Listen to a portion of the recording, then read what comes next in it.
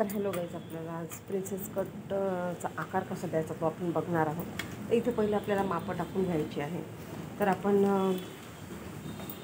बोट neck वगैरे तर टाकत नाही आहे. आपण इथे मी शोल्डर 5 इंच घेतलेला आहे आणि गळ्याची रुंदी जी आहे ती 2.5 इंच घेतलेली आहे. आणि आता आपल्याला गळा टाकून घ्यायचा आहे 6 इंच आणि मोंडा पण 6 इंच घ्यायचा आहे.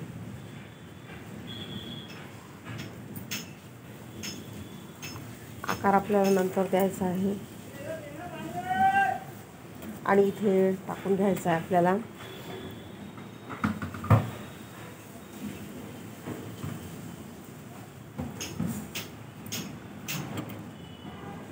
36 इंचाचा आहे.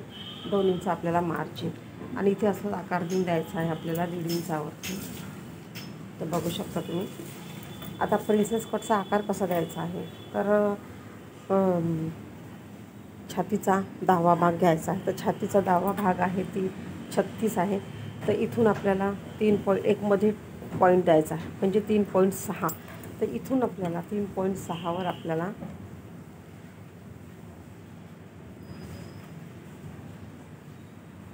इथे आपल्याला खून करून घ्यायची आहे. म्हणजे हे जे अंतर आहे हे 3.6 आलं पाहिजे रुंदी.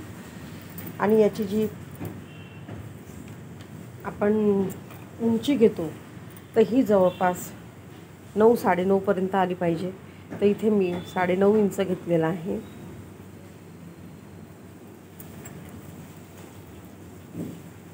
तर अशी आली पाहिजे आपल्याला.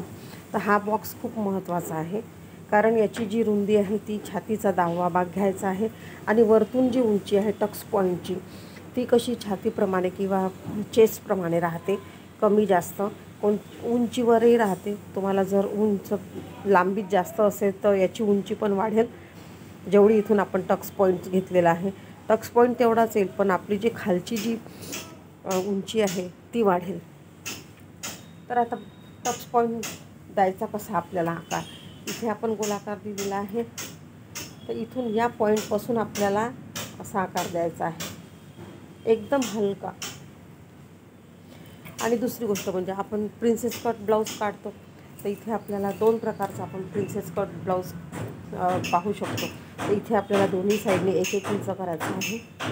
अशाही प्रकारे तुम्ही ब्लाऊज आपण शिवू शकतो.